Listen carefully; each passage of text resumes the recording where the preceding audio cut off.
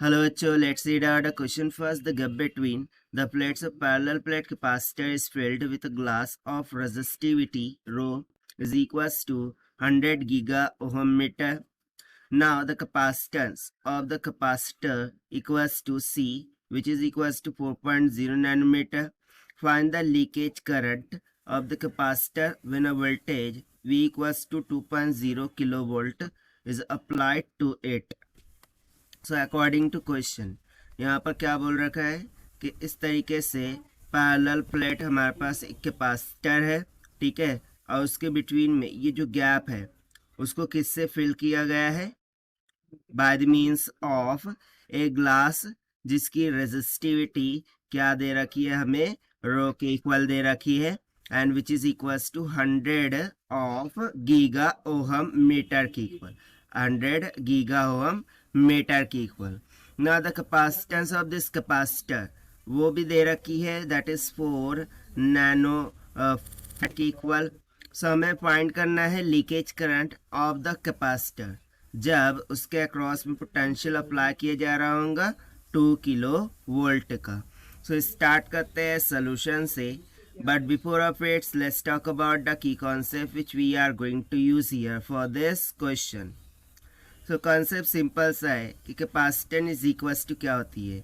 Charge upon potential, that is V, ठीक है. और उसके अलावा यदि मैं इलेक्ट्रिक फील्ड का मान लिखूँ, so electric field E will be equals to Q divided by epsilon, epsilon not into D S होता है, जहाँ पर डी एस स्मॉल सरफेस के लिए डिनोट करते हैं, Q charge, E electric field, epsilon epsilon not ये मीडियम के कांस्टेंट होते हैं, ठीक है. यहाँ पे परमिटिविटी बोल सकते हैं. क्यू चार्ज है, वी पोटेंशियल है और सी कैपेसिटेंस है. सो बस इसी कंसेप्चुअल फॉर्मूले का हमें यहाँ पर यूज करना है. सो देखिए सबसे पहले यदि मैं यहाँ से इलेक्ट्रिक फील्ड को लिखूँ, so E is equals to क्या होता है? The charge Q divided by epsilon epsilon not into D S. So मैं यहाँ से चार्ज का मान यदि कैलकुलेट करूँ, so this will be equals to epsilon epsilon not into E D S. But जैसे कि हम पोटेंशियल अप्लाई कर रहे हैं, सो इलेक्ट्रिक फील्ड चेंज होगा, यानी कि मैं इसको यदि इंटीग्रेशन के फॉर्म में लिख दूँ, that is E nought integration of, so at this time ये क्या हो जाएगा? Simply E N of D S के इक्वल हो जाएगा, ठीक है. अब इस चार्ज को हम यहाँ पर सब्स्टिट्यूट करेंगे in the formula of capacitance. हमारी कैपेसिटेंस क्या निकल के आ जाएंगी? Epsilon epsilon nought integration of E N D S divided by the potential, that is V के इक्वल, ठीक है. इतना क्लियर हो गया. Now if you remember, so current को हम क्या लिखते थे? Current is equals to integration of the current density J dot D S vector, ठीक है ना. ये इस तरीके से लिखते थे. सो इसको हम further J dot D S इस तरीके से बोल सकते हैं. Now if you remember, so current density क्या होती है? Electric field divided by the resistivity rho into D S. So इस केस के लिए ये क्या हो जाएगा? Simply E of N into D S divided by rho. So rho को यदि मैं उधर लेकर जाऊँ, सो क्या हो जाएगा? Current multiply by the resistivity, this will be equals to क्या हो जाएगा? Integration of E N D S, यानी कि integration of E N D S की जगह पर हम आई रो रख सकते हैं.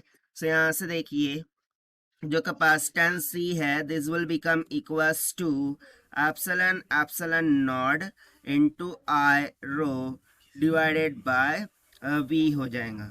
मुझे कैलकुलेट करना था करंट का मान, so यहाँ से current I will be equals to क्या हो जाएगा?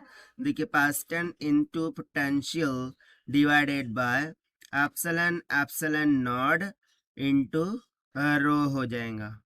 सो यहाँ पर अगर वैल्यू सब्स्टिट्यूट करें तो हमें विजिबल नहीं होंगी. So let it substitute right here. So this will be equals to capacitance कितना दे रखा था?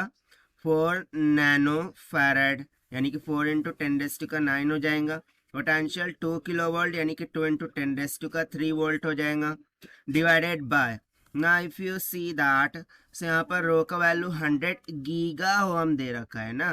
सो 100 गीगा का कितना हो जाएगा? 10⁻12 मल्टीप्लाई बाय और एप्सिलॉन की जो वैल्यू है ना वो 4.7 होंगी, क्योंकि यहाँ पर ग्लास लिया है ना, ग्लास के लिए एप्सिलॉन की वैल्यू होती है 4.7, और एप्सिलॉन नॉट की तो सभी को पता है भाई, दैट इज 8.85 इंटू 10⁻⁻12 होती है। ठीक है, और उसके बाद रिमेनिंग क्या रह गया, ओके तीनों वैल्यूज यहाँ पर सब्स्टिट्यूट हो गई।